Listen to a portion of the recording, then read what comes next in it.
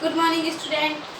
BA first year और अपना subject है समकालीन भारत एवं शिक्षा, जिसमें हम यूनिट फर्स्ट पढ़ रहे हैं। यूनिट फर्स्ट का जो आज का अपना टॉपिक है वो है शिक्षा के कार्य। इससे पहले की जो क्लासें हुई थी उसमें मैंने आपको शिक्षा की आवश्यकता एवं उसकी उपयोगिता के बारे में बताया था। आज हम शिक्षा के कार्य क्या होते हैं उसके बारे में पढ़ेंगे। शिक्षा की आवश्यकता पर विचार करने से ये स्पष्ट हो जाता है कि मानव की आवश्यकताओं को पूरा करने वाली शिक्षा अवश्य अत्यंत महत्वपूर्ण होती है। शिक्षा का महत्व उसके कार्य है। मानव जीवन के प्रत्येक क्षेत्र में शिक्षा अपनी महत्वपूर्ण भूमिका निभाती है। शिक्षा व्यक्ति के प्रत्येक पहलू को विकसित करके उसका चारित्रिक निर्माण करती है। शिक्षा अर्थात मानव का पाठ पढ़ाती है। तो हम शिक्षा के अंतर्गत शिक्षा के जो कार्य हैं, शिक्षा के अलग अलग कार्य बताए गए हैं। शिक्षा के व्यक्तिगत कार्य, शिक्षा के सामाजिक कार्य, शिक्षा के राष्ट्रीय कार्य और शिक्षा के वातावरण संबंधी कार्य। शिक्षा के कार्य को 4 भागों में बांटा गया है। नंबर 1 पे शिक्षा के व्यक्तिगत कार्य,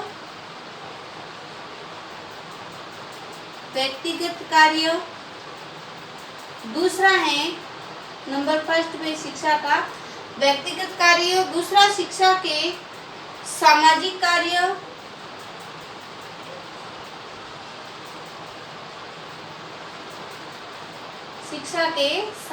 कार्य, तीसरा है शिक्षा के राष्ट्रीय कार्य,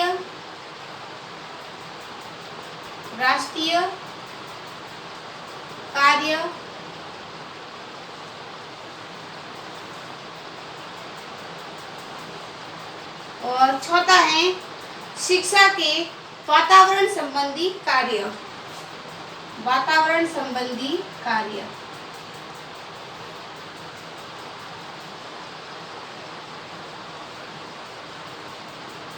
शिक्षा के कार्य को हमने 4 भागों में बांटा है।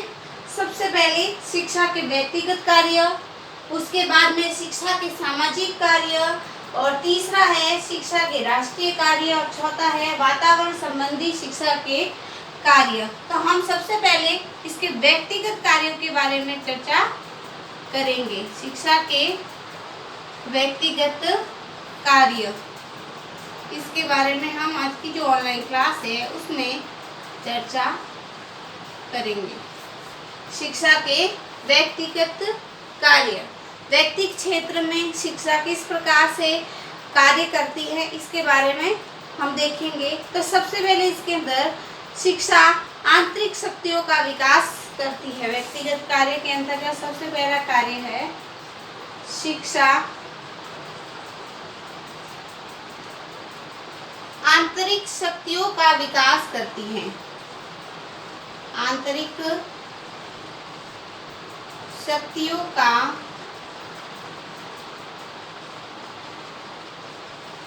विकास करती है। नंबर 1 पे के शिक्षा व्यक्ति के जो आंतरिक शक्तियां होती है उन आंतरिक शक्तियों को बाहर लाने का कार्य करती है। इसके अंतर्गत शिक्षा मनुष्य के अंतर्निहित जो शक्तियां होती है उसका संपूर्ण रूप से विकास करती है, जिससे वह कल्पना, तर्क अथवा जिज्ञासा द्वारा समाज एवं राष्ट्र के विकास के लिए अपना योगदान दे सके। उसके मन के अंदर किस प्रकार की भावना का संचार हो रहा है, उन प्रवृत्तियों को बाहर लाने का कार्य कर सकता है। हो सकता है कि वो एक अच्छा नेतृत्व करता हो, एक अच्छा मार्गदर्शन करता हो। जब वो बातें उसके मन के अंदर से बाहर आएगी, बाहर विकसित होगी, तो वो समाज के अंदर या राष्ट्र के विकास में अपना योगदान दे सकता है। शिक्षा द्वारा उसकी आंतरिक शक्ति का पूर्ण रूप से लाभ उठाया जा सकता है। यदि वो शिक्षित ही नहीं होगा, उसको मंच ही नहीं मिलेगा किसी प्रकार का, तो उसकी जो आंतरिक शक्तियाँ होती हैं वो आंतरिक शक्तियाँ स्वतः ही दबी रह जाती है, दब जाती है। इसलिए शिक्षा का माध्यम ये होता है कि मनुष्य के अंदर जो आंतरिक शक्तियां हैं उनको बाहर लाने का प्रयास किया जाता है। दूसरा है संपूर्ण व्यक्तित्व का विकास। दूसरा है संपूर्ण व्यक्तित्व का विकास।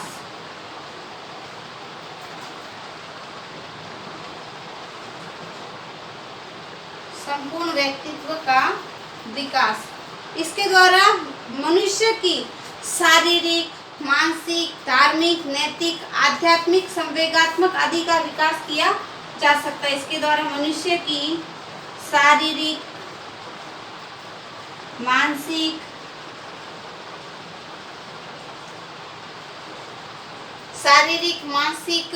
धार्मिक, नैतिक एवं आध्यात्मिक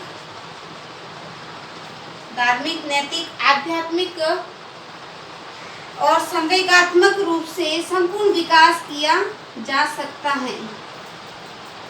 आदि का विकास किया जा सकता है। मनुष्य को शारीरिक रूप से सुदृढ़ बनाया जा सकता है, मानसिक रूप से उनके अंदर तर्क वितर्क करने की शक्ति का विकास किया जा सकता है, धार्मिक और नैतिक रूप से उसका विकास किया जा सकता है, आध्यात्मिक और संवेगात्मक रूप से उसका संपूर्ण विकास किया जा सकता है।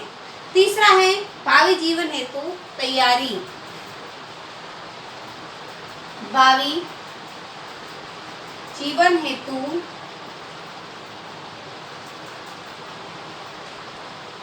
तैयारी।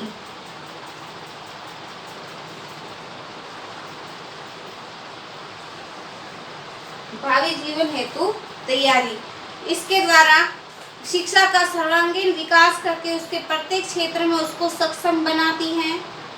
इससे व्यक्तिगत, सामाजिक, राजनीतिक एवं पारिवारिक जीवन सुखमय तथा आनंदमय व्यतीत होता है। यानी उसके जीवन में कैसी भी परिस्थिति आए उस परिस्थिति का वो डटकर सामना कर सकता है। उसके बारे में वो कठिन विपत्ति के बारे में उसको किस प्रकार से सुलझा कर एक अच्छा जीवन व्यतीत कर सकता है। यानी सुख दुख की जो परिस्थितियां हैं उसका सामना करने के लिए भी बालक को तैयार करती हैं। फोर्थ है नैतिक उत्थान। नैतिक उत्थान,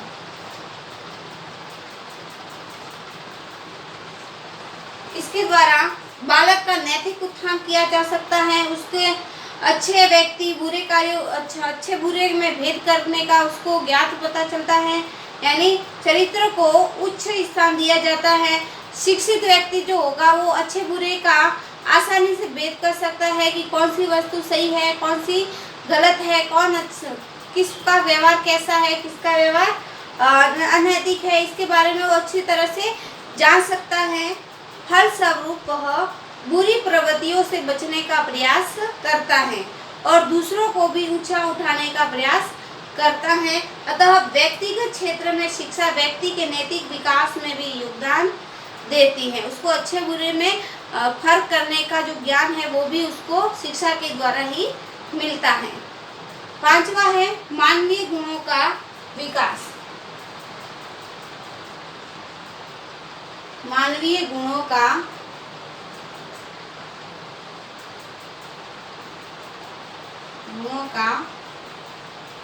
विकास।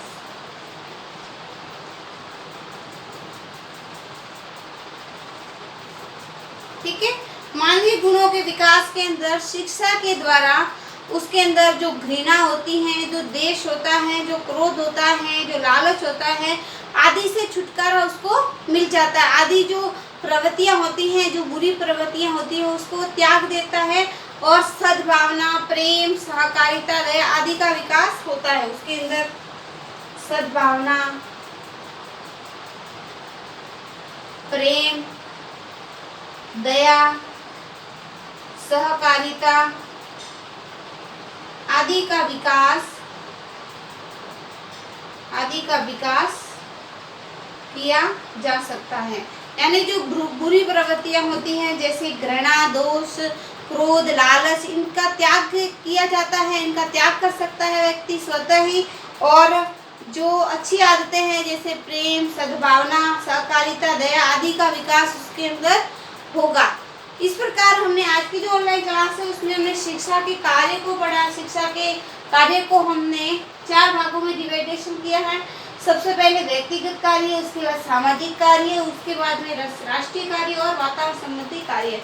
व्यक्तिगत कार्यों के अंतर हमने चर्चा की। व्यक्तिगत कार्यों के अंतर्गत उसमें शिक्षा के द्वारा आंतरिक शक्तियों का विकास किया जा सकता है, शिक्षा के द्वारा व्यक्ति का संपूर्ण विकास किया जा सकता है, शिक्षा के द्वारा भावी जीवन हेतु से तैयार किया जा सकता है, शिक्षा के द्वारा उसका नैतिक उत्थान किया जा सकता है और शिक्षा के द्वारा उसके अंदर मानवीय गुणों का विकास किया जा सकता है। ये था शिक्षा के व्यक्तिगत कार्य। कल की जो ऑनलाइन क्लास होगी उसमें हम शिक्षा के सामाजिक कार्यों के बारे में चर्चा करेंगे। आज के लिए इतना ही। धन्यवाद।